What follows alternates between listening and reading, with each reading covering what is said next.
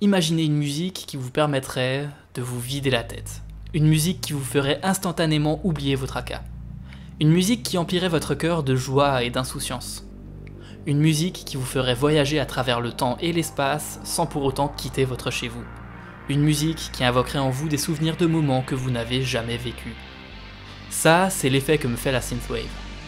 Imaginez maintenant qu'il existe une œuvre audiovisuelle qui ait ce même effet. Une version filmique de la synthwave, en somme. Une œuvre qui viendrait enrichir ce feeling si unique par son histoire, son imagerie et sa mise en scène. Ça fait maintenant quelques temps que cette idée me traîne dans la tête. Cette idée qu'il existe peut-être, quelque part, une représentation visuelle qui capterait parfaitement cette chose si abstraite qu'est le sentiment que je ressens en entendant de la synthwave. Eh bien j'ai décidé de partir à la recherche de cette œuvre. J'ai décidé de partir à la recherche du synth movie.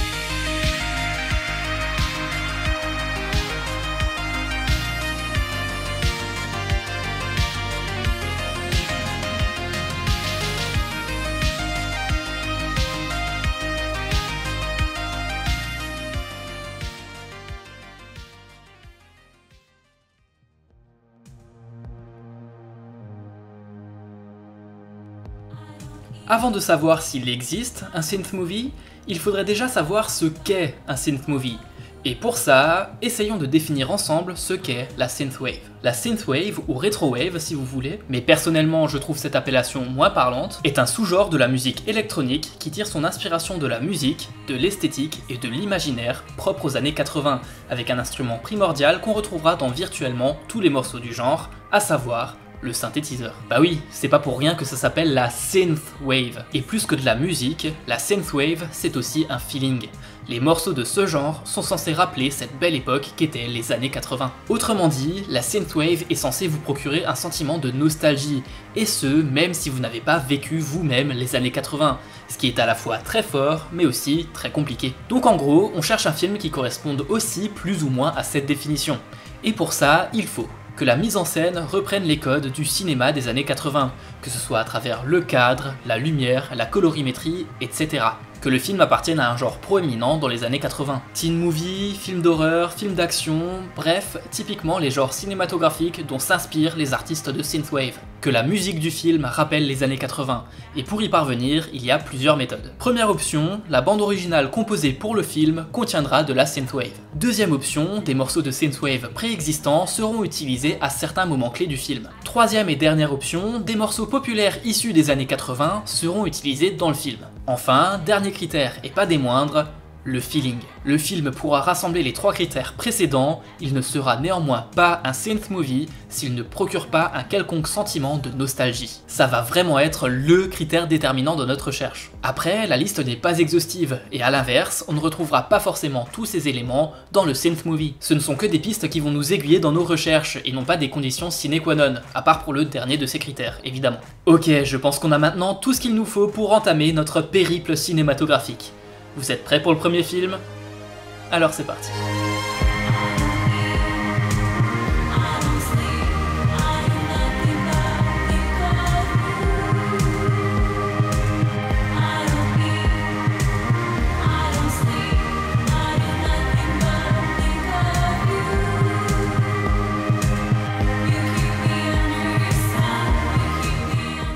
Drive est un film américain sorti en 2011, réalisé par Nicholas Winding Refn, écrit par Hossein Amini et tiré du roman du même nom de James Salles.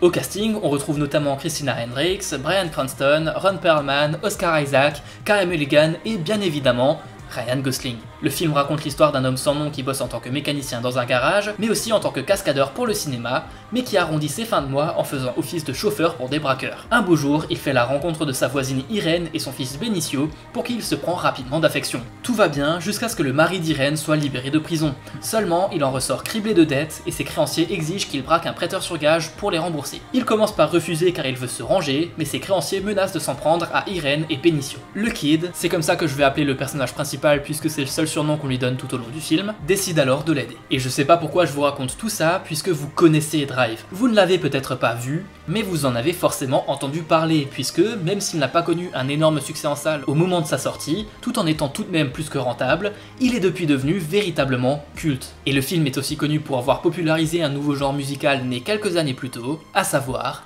la synthwave. Et oui, voilà pourquoi Drive est probablement le premier film qui vous est venu à l'esprit quand j'ai commencé à parler de synth movie, et pourquoi il était donc évident que je devais en parler pour commencer cette aventure. Alors, Drive est-il le synth movie? Eh bien non.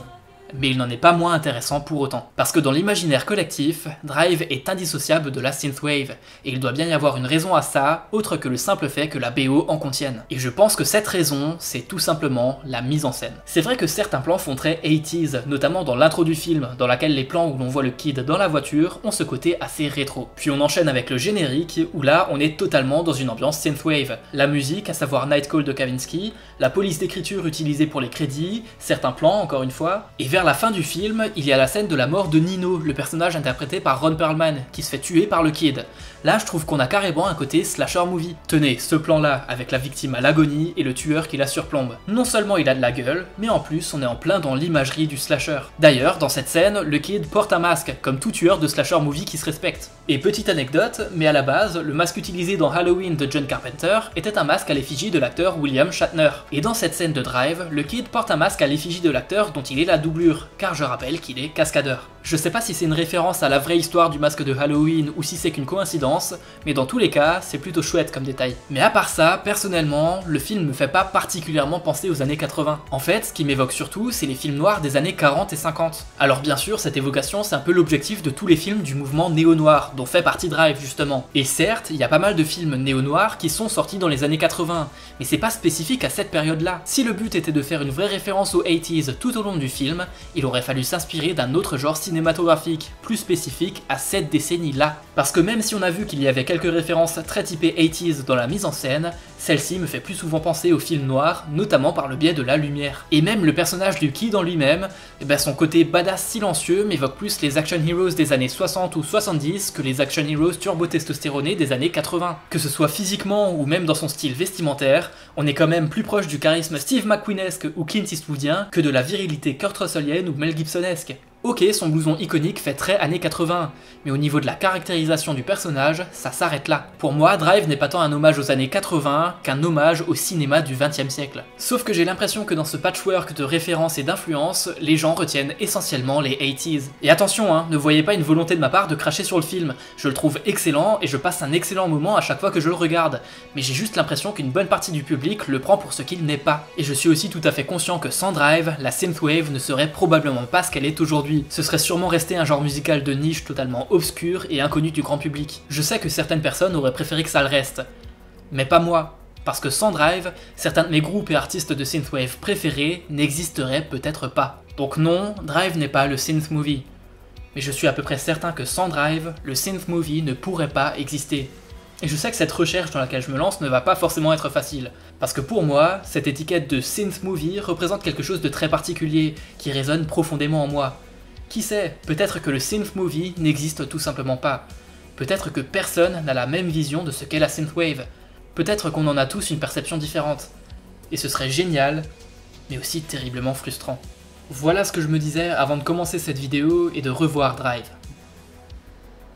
Et puis est arrivée cette scène. Cette scène, dans laquelle le kid emmène Irene et Benicio dans la rivière de Los Angeles avec A Real Hero de College et Electric Youth en guise d'habillage sonore, correspond exactement à l'idée que je me fais de la synthwave. Ce sentiment de joie et d'insouciance communicative, cet effet feel good qui vous calme et vous apaise instantanément, cette atmosphère planante qui laisse sur vos lèvres un sourire niais. De tout le film, cette scène est à mes yeux ce qui se rapproche le plus d'une représentation visuelle de la synthwave. Cette scène à elle seule me donne bon espoir de réussir à trouver un jour le synth movie.